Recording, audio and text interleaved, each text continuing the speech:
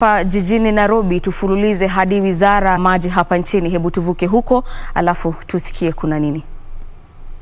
Meru, Nyahururu, Maboko, Ruiru Juja, and Eldoret, and Kisumu, Narok, and Kapsabet. And the water meter for the Kilifi Mariakani water service providers. All these support aim at the business continuity, even the COVID era of water service provider that suffered from the economic shock by the COVID-19.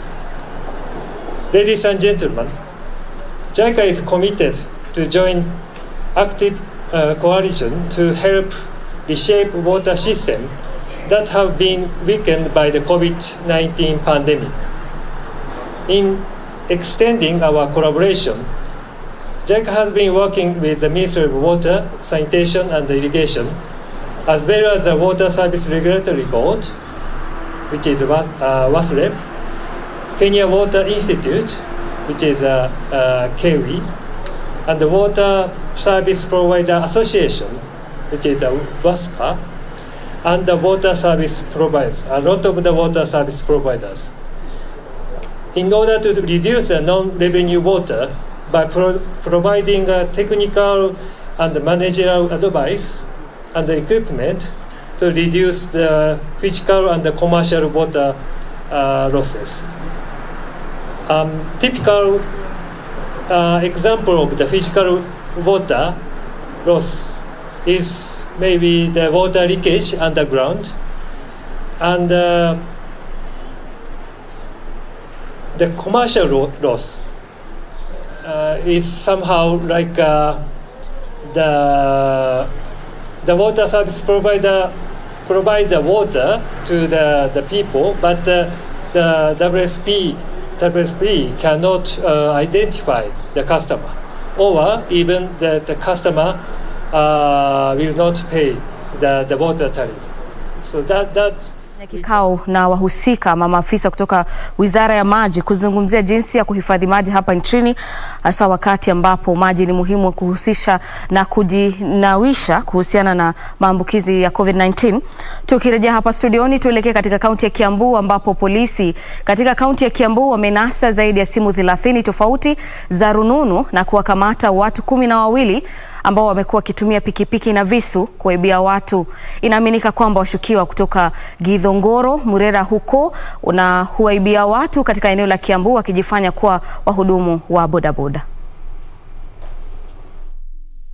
Kamanda wa kaunti ndogo ya Kiambu Mohamed Badel na kikundi chake cha usalama kilithibitisha kwa wanahabari kuwa washukiwa hao wamekuwa wakiwahangaisha wenyeji wa Kiambu kati ya saa 4 na saa 5 asubuhi wanapoelekea kazini. Wamekamatwa. Sometimes they use these knives, you can see, just to scare you, and then they snatch the phone. We have already discovered the knives with us with here, and we are still pursuing others who are in the same character. So I can urge those snatchers to keep off Kiambu town. Mohamed alisema kando na washukiwa 12 ambao wamewekwa rumande, 4 walikamatwa leo asubuhi wakisubiri kupelekwa mahakamani kukabiliana na mashtaka ya uwizi ya kimabavu. Those 12 in custody, they have been given a high cash bail. They were unable to pay the cash bail. That's why they have been remanded, because it's a very serious crime. Normally they give judges 200,000 cash bail, which they cannot raise. So that's an indicator that the judges are working with us to restore peace in Kiambu town. Aliwahakikishia wenyeji wa Kiambu kujitolea kutoa habari na wale ambao simu zao zimeibiwa kuwasili kwa afisi ya mkuu wa kituo cha polisi cha Kiambu na risiti halali ndiposa waweze kupewa rununu zao. Watu 9 kwa sasa wamejitokeza kupokea simu zao za rununu. Those bodabodas working in Kiambu, they should have a unique number like a K. K means Kiambu. So if another bodaboda comes from another county, we are going to arrest him. And we are going to work with the chairman of the bodabodas and the secretaries. Kwingineko mtazamaji, halmashauri ya kitaifa ya kukabiliana na matumizi ya mihadarati na kada inasema kwamba matumizi ya mihadarati yamechangia utovu wa nidhamu miongoni mwa wanafunzi hapa nchini. Akizungumza huko Mombasa katika warsha ya mafunzo kwa maafisa wa shirika hilo lililoongozwa na kampuni ya Peterson Integrated Communication, mkurugenzi wa shirika la Nakada Victor Koima alisema matumizi ya mihadarati miongoni mwa wanafunzi kumechangia kuzuka kwa mizozo shuleni. Kama shirika tumefanya research surveys katika mashule ya primary hata na secondary, na ukienda kwa mitandao yetu utaona findings za survey hizo zinaonyesha kwamba kuna shida kubwa katika mashule yetu. Hata mashule ambayo yanachomwa sasa, madawa yako katika center ya shida hiyo.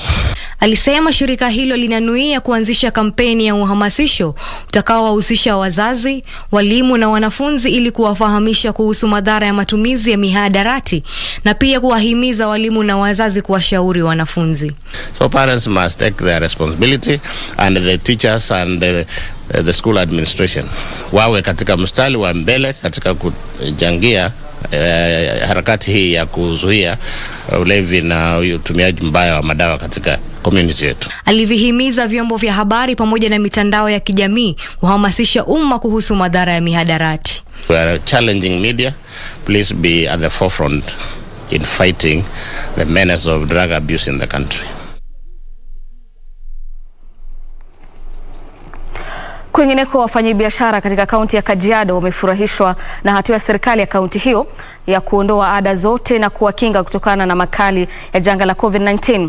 Wafanyikazi hao walielezea matumaini yao kwamba soko hilo litawavutia wateja kutoka maeneo mbalimbali yakiwemo katika maeneo ya Nairobi kutokana na kuwepo kwa nafasi ya maegesho ya magari.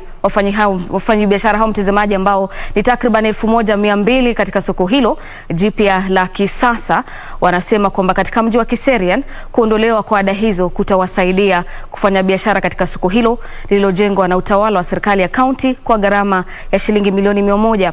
Akiongea kwa hafla hiyo, gavana wa kaunti hiyo Joseph Olelenku amesema kwamba kujengwa kwa soko hilo kutasaidia shughuli za 28 na kutawasaidia wafanyikazi kufanya biashara kwa muda wa saa 24. Niliwaahidi kwamba mimi nitawajengea wao paki yao ya kupeleka malori ya ujenzi watoke ndani ya tao. Tukiondoa malori ndani ya tao na hapa Kiseria mtafurahia. Sitafungua tao nenu hapo Kiseria. Sindio? Kuna watu ambao wanajua vizuri sana, wengine walikuwa hawakufanya balloting, sijui walitoka kura wapi, kwa sababu kuna wageni wengi sana na kuna watu hawakupata vibada. Kuna wengine ambao wamekaa huku miaka 10 lakini hawajapata vibada mpaka saa hii. Hapa bwana gavana umefanya kazi nzuri, lakini kuna wale ambao wanaharibu kazi nzuri. Kuna wale watu wa serikali wameshajichagulia pana ya masikini.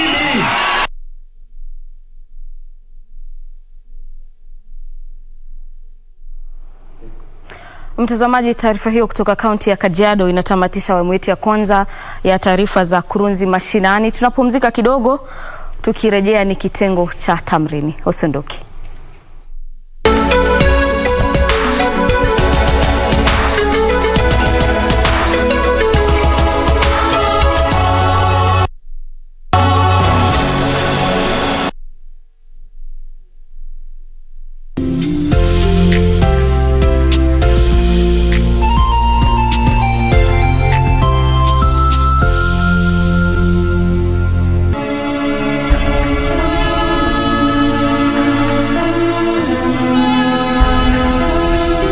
It's your first time. Hey,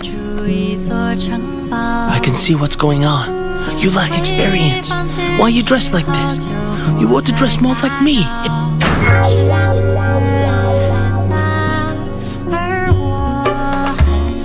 Hey, and what was it? I'm so glad we went with ping pong. Lucky. Hey? Yeah. 用一段故事建筑一座城堡。 Do you have a news story to share with KBC? Get in touch swiftly on email newsroom@kbc.co.ke, call 0723 892 654 or 0734 780 124.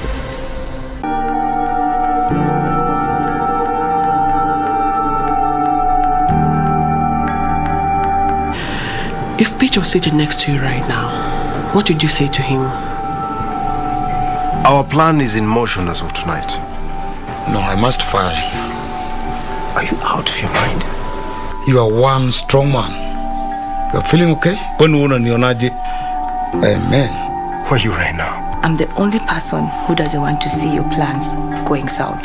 Think about what I just said. Think about what? It's none of your business.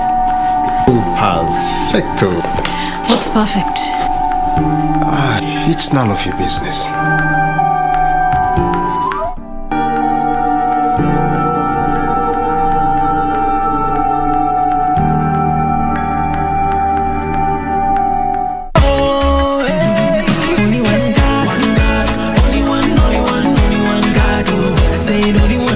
Jamaa ambaye ana believe sana vitu ambavyo kwa kweli ni vya Kiafrika. Kitu gani ambacho kilikufanya ukabadilika pawa ukasema kwamba ubadilike uwe msanii na uimbe ngoma ambazo za kuelimisha? Sitaki salamu mimi nipe tano kisha kaoshe mikono sanitation na holy water kisha all the big artists that make big hits, they don't really freestyle because to us that's just like mumble jumble, you know what I mean? That's just to show up. I'm just being honest with you. That's just mumble jumble. Maisha yangu kila kitu changu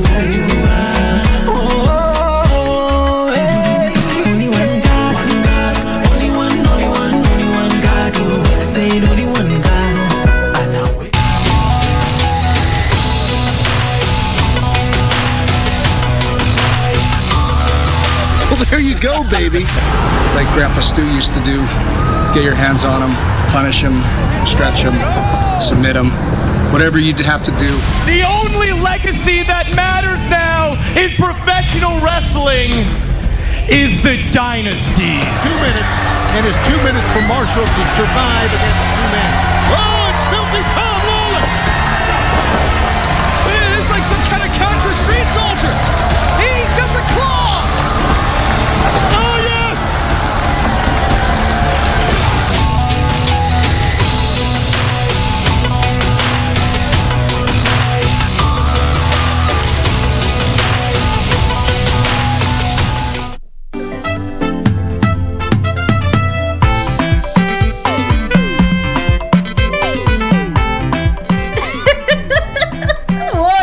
Our leading businessman is leading from behind.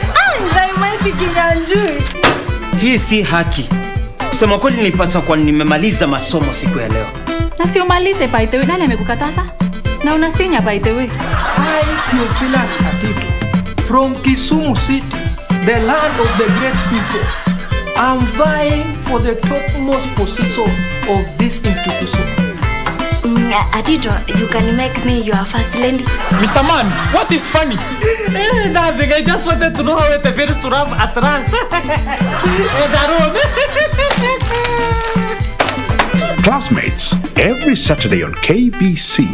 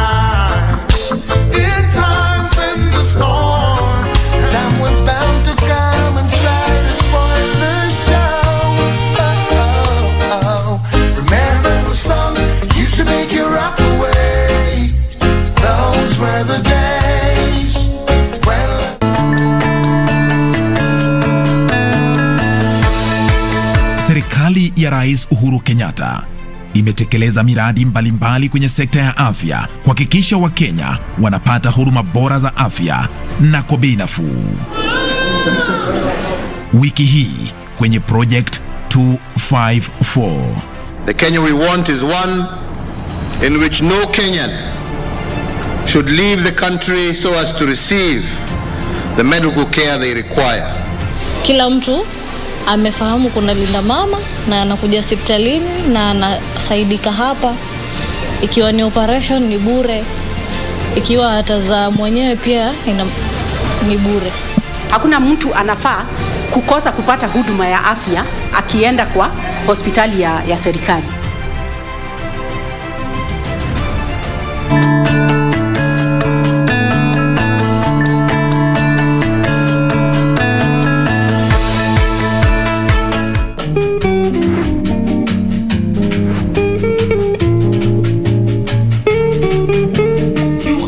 Not done full payments. When you of me impregnating you.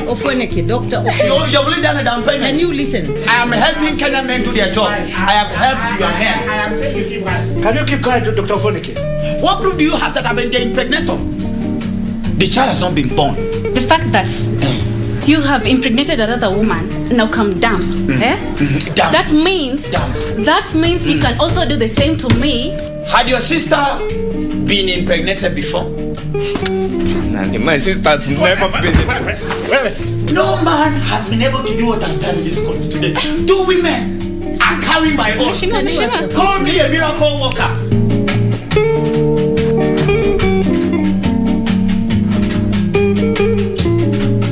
Sauti ya Kenya. Juu milimani na hata mabondeni, Radio Taifa inatamba kutamba. Sasa unaweza kupokea matangazo ya Radio Taifa loud and clear popote ulipo Western Kenya. Radio Taifa usisahau unaweza ukatupata kupitia ukiwa Busia, Siaya, Vihiga, Mumias, Yala na maeneo yaliyoko karibu. Radio Taifa inapatikana kwenye 104.5 FM, na ukiwa Bungoma, Kakamega, Kiminini, Kipkaren na viunga vyake, pata vipindi na burudani safi kupitia 92.3 FM. Radio Taifa, sauti ya Mkenya.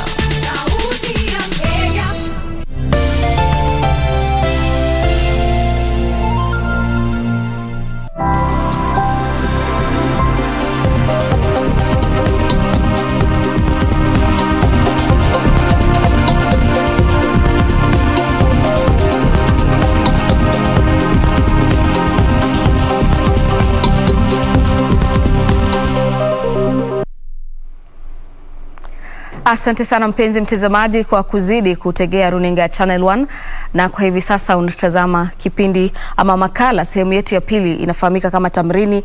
Ni makala ambao tutakuwa tunazamia masuala mawili matatu haswa kuhusiana na hotuba ya Rais Uhuru Kenyatta. Kumbuka kwamba leo Rais Uhuru Kenyatta atakuwa anazungumza na taifa kupitia kwa hotuba yake ambayo atakuwa anaitoa katika bunge la kitaifa. Ni kikao ambacho kitakuwa na wabunge na maseneta wasiozidi 140 kwa jumla, na picha ambazo unazipata kwa runinga yako kwa hivi sasa mtazamaji ni matayarisho tu ya baadhi ya maafisa wa vikosi vya usalama ambao kwa kawaida huwa katika majengo ya bunge wakati kama huu.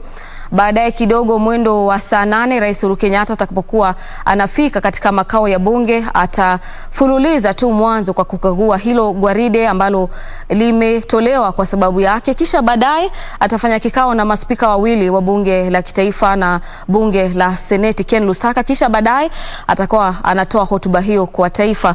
Kwa hivyo mtazamaji, sasa tuangazie taarifa hapa studioni, tuingie kwenye mjadala wetu wa leo.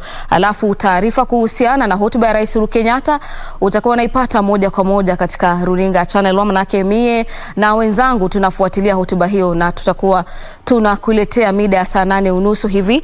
Tuanzie studioni ambapo tunajumuika na mgeni wetu hii leo, Patrick Mwangi, ni kiongozi wa vijana hapa nchini. Tutakuwa tunadadavua swala hilo mtazamaji. Karibu sana Patrick kwenye studio za KBC. Asante sana. Naam. Nimeshukuru kwa kuwa katika KBC, na sana ikiwa leo ni siku muhimu sana, wakati tutagojea rais aongee na wananchi wa Kenya na awaelezee pahali nchi inaelekea na pahali tumetoka. Naam, asante sana Patrick kwa kauli hizo. Nianze tu kwa kukuuliza pengine matarajio yako kuhusiana na hotuba hii. Ni hotuba ya nani mtazamaji tangia Rais Uhuru Kenyatta alipochukua hatamu za uongozi mwaka 2013? Pengine wewe kama kiongozi wa vijana na kijana, matarajio yako ni yapi? Kitu ya kwanza ningetaka kuona rais akiongelelea sana ile ahadi alipatiana kutoka 2013 mpaka 2017, na saa hii anaenda hatima yake ya uongozi aseme ile kitu tume achieve ama ile kitu tumetimiza kwa raia wa Kenya ni hii. Na pia ningetaka kuona sana sana akiongea mambo ya vijana, na hii serikali nyingine inakuja haswa katika vijana wa Mount Kenya, akisema mwelekeo mwenye utakuwa na vijana, ile space watakuwa naye katika serikali inayokuja. Naam, tumeona Rais Uhuru Kenyatta alipokuwa akizungumza na taifa kabla ya kuahirishwa kwa utoaji wa hotuba hiyo mwaka jana. Katika hotuba za kabla za miaka iliyopita amekuwa akizungumzia masuala ya maendeleo, masuala ya utalii, masuala ya kuimarisha kilimo katika sekta za kilimo. Unaona kwamba baadhi ya mabilioni ya pesa yanatengwa katika kuimarisha baadhi ya wizara. Pengine kwa mtazamo wako, jinsi ambavyo shughuli hii imetekelezwa, unaiona vipi? Kitu ya kwanza nimeona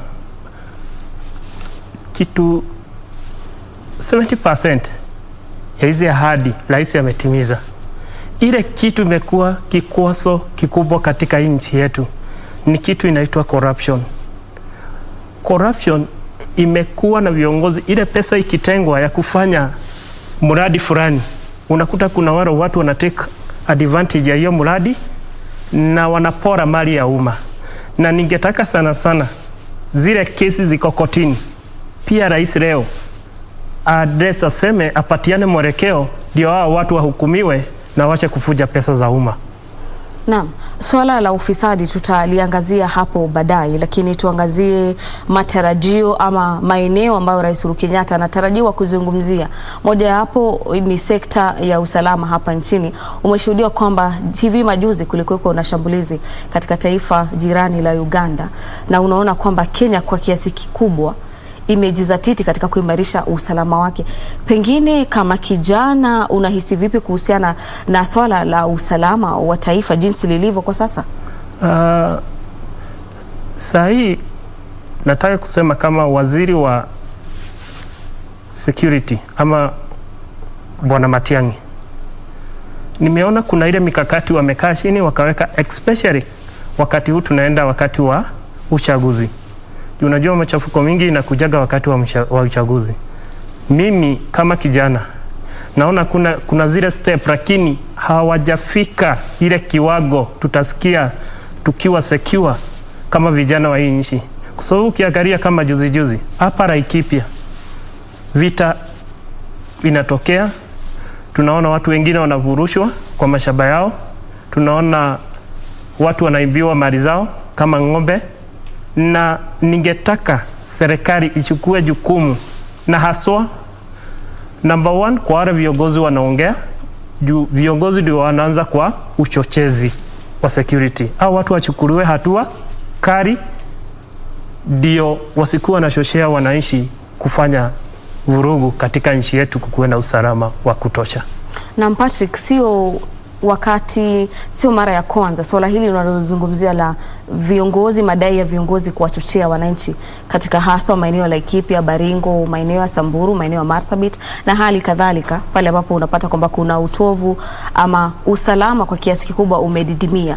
Pengine ni kwa nini hilo swala linazidi kushuhudiwa? Ni kwa nini yale madai ya kwamba kiongozi fulani huenda akahusika katika kuwapatia wananchi silaha, kwa nini hatuoni kwamba baadhi ya hao viongozi wanashtakiwa, wanakamatwa na kushtakiwa? Unajua kuna wale watu wanaitwa vigogo wa siasa katika nchi, na ile shida kubwa tuko naye especially Rift Valley. Kuna wale watu wanaamini zile mashamba ziko pale hazifai kukuwa na mtu mwingine amekuja akiwa mgeni pale. Kwa hivyo vile wanafanya, kwa sababu kuna ile percentage tunasema haijasoma ama haijakuwa civilized. Kama vile ukikuja huko Nairobi mnakaa na kila kabila.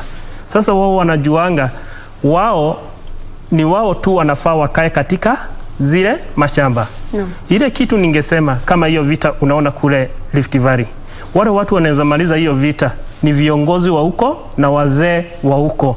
Ndio wanafaa waambie watu wao, kila mtu akikuwa huku akiwa na hati miliki anafaa akae katika hii eneo, kwa sababu akona legitimate title deed ya kukaa pale. Hotuba ya leo huenda ikawa ya mwisho ya Rais Uhuru Kenyatta katika hatamu zake za uongozi, na yanayokadiriwa huenda akazungumzia jinsi ambavyo pengine serikali yake kuhusiana na uchaguzi wa mwaka 2022, hasa kuhusiana na matayarisho yanayotolewa. Pengine kwa mtazamo wako, unatarajia rais agusie masuala kama gani kuhusiana na uchaguzi mkuu ujao? Kitu ya kwanza najua lazima aguzie, na kitu yenye huwa narudia kila wakati. Kitu ya kwanza ni amani ya nchi.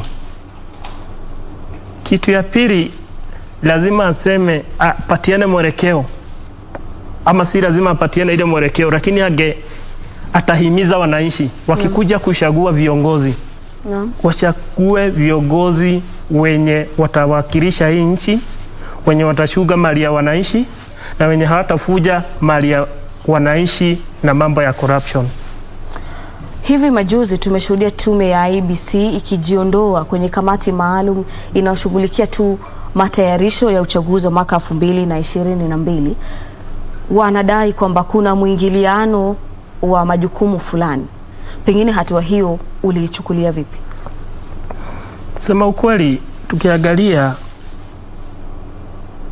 IBC inafaa ikuwe independent body. Yenye ikiweka mwelekeo, kwa sababu hata kama ni mpira tunatakaga referee akuwe hana ile side anaegemea ama ingine. Wakifika pahali wanaingiliwa kisiasa, wao wataona ya kwamba hawataweza kutekeleza ile jukumu ya kuleta free and fair election in 2022. Na kujiondoa kwao, naweza sema wanafaa wapatiwe the right team ya kufanya ile kazi na kumake sure kutakuwa na free and fair election in 2022. Katika swala kama hilo, Patrick, kumekuwepo na baadhi ya mirengo ya kisiasa ambayo inasema kwamba Jaji Mkuu Martha Koome ajiondoe kwenye kamati hiyo, manake huenda ikiwa kutakuwa na tofauti zitakazozuka kuhusiana na matokeo pengine mwaka 2022, yeye mwenyewe pamoja na majaji wenzake watakuwa bado kwenye timu itakayotoa mwelekeo kuhusiana na lalama kama hizo. Pengine swala hilo unalichukulia vipi, kutokana na kwamba pengine malalamishi ya baadhi ya vyama hivyo pengine ni halali ama ni unafiki tu? Wacha niseme ya kwamba wale wanasema tuende tu direct ni timu ya naibu wa rais. Ndio inasema Koome anafaa ajiondoe katika hii kamati. The same anasema watu wa security wanafaa wajiondoe katika mambo ya siasa. Yeye mwenyewe wakati kulikuwa 2017, yeye ndiye alikuwa anasimama na wale watu wakisema wasiingiliwe kisiasa. Saa hii ni vile anasikia ya kwamba tunaelekea election, na anaona ya kwamba pengine hii election mimi nikiwa kama kiongozi sina uhakika ya kwamba nitakuwa mshindi wa hii election. Sasa lazima atafute loophole ya kuweka ya kusema ya kwamba ama ground ile atatumia kusema ya kwamba hii election haikuwa free and fair. Lakini kuwa hapo kwa Martha Koome sioni kukiwa na shida yoyote, kwa sababu yeye ako pale kwa kutekeleza jukumu, si kwa sababu ya ile kesi inaweza tokea after election kusema hiyo uchaguzi haikuwa kwa haki, kwa sababu wale watu hata si yeye tu peke yake atasimama pale kotini kusema kutakuwa na majaji wengine. Kwa hivyo kukua kwake pale, hiyo tu ni siasa na unafiki wa viongozi kadhaa. Asante sana Patrick kwa kauli hizo. Mtazamaji, naarifiwa kwamba turejee katika hoteli ya Serena ambapo mratibu wa vyama vya kisiasa Andy Rito anazungumza kwenye kongamano kuhusiana na uongozi wa kina mama nchini. Hebu tuvuke huku tumsikize. Because Kenyans gave you that chance to do that. For that reason, then you serve them with respect, with honor, and that they should access the leadership and the institution that we are holding. That is one of the areas and one of our values that we uphold.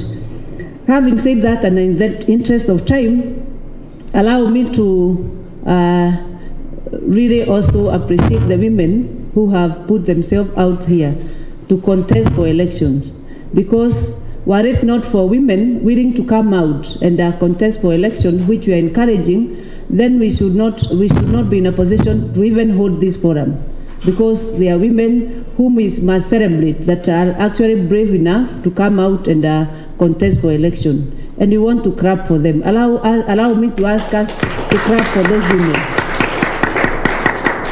because those brave women, as Honorable Wahome has said, and other leaders who have spoken here, are the ones who have propelled us, the women movement, to where we are.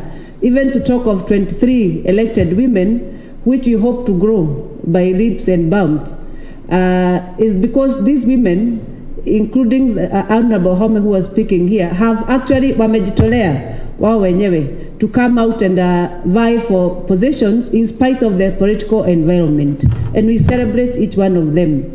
Going by the statistics, it is usually known and actually statistically proven, the more women we put out there to vie for elections, the more likely we are likely to get more women getting elected into positions of power and a position of leadership. So one important issue for Eco Network and Democratic Trust Fund, among others, is to ensure that as much as possible we are encouraging as many women to vie for elective positions as much as possible. Our institution, and together with IBC, that has been mentioned by Dr. Koske, is that we are supposed to ensure that environment, the political environment, is leveled, and that everybody feels that he is comfortable to run for election. It is not without challenges, though, because the challenges are there. But we are going to try our level best to ensure that every person who come out to vie for election will actually have that opportunity and be supported within the law to do that, and to feel that he's actually running for a post with a lot of support from us. There's only two ways that a candidate can run for election in this country currently. One way is by vying through a political party, through the nominations of a political party, and then your name is forwarded to IBC. The other way is by running as an independent candidate, which both ways are guaranteed in the Constitution. Our important issue here is which method has a woman chosen, right from the word go. What I want to submit in this meeting is, first, in the current legal reform, should they go through, the window where a person was supposed to jump from a political party to independent candidate to be closed. So it's upon every woman who is running then to actually determine which method you want to run with. Do you want to run as an independent candidate? Then you must know the timelines for independent candidate. Do you want to run through a political party? Then you must also know that provided by IBC and the Political Parties Act, the timelines thereof. For many years, when I worked in the IBC, I was the gender desk. And that's why I'm still very interested. Sarah knows that. We worked with her when I worked there.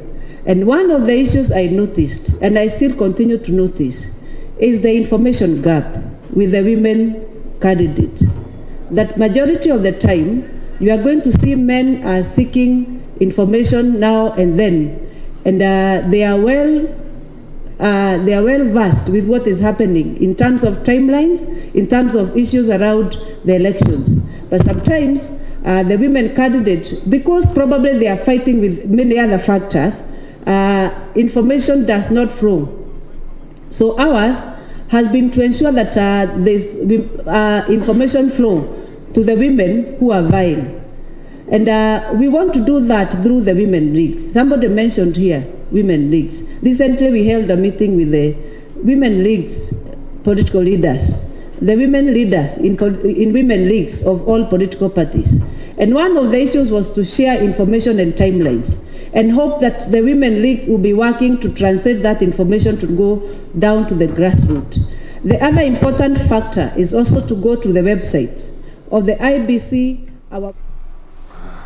Mtazamaji, huo ni mratibu wa vyama vya kisiasa Andy Rito ambaye anazungumza kwenye kikao kuhusiana na kushawishiwa na kuangazia changamoto za kina mama katika nafasi ya uongozi. Tukirejea hapa studio ni Patrick, kwa sababu ya muda, swali langu la mwisho, kwa sababu wewe ni kijana, pasi na pengine masuala ya usalama, masuala ya ukame, masuala pengine hata ya COVID-19, kama kijana na kiongozi wa vijana hapa nchini, ungependa pengine kusikia yapi kutoka kwa rais leo? Kitu ya kwanza ningetaka kusikia rais akiongea katika nchi na haswa akiongeleza vijana. Mimi nikiwa mmoja wao. Sasa hivi vijana wengi hawana kazi. Ningetaka kuona zile pesa alisema atatenga za biashara, akipatiana mwelekeo, aseme hii pesa ipatiwe vijana, hata kama wako kwa CRB, kwa sababu wengi wako kwa CRB juu ya TARA na hizi zingine. Washughulikiwe vizuri ndio vijana wainuke. Pia apatiane mwelekeo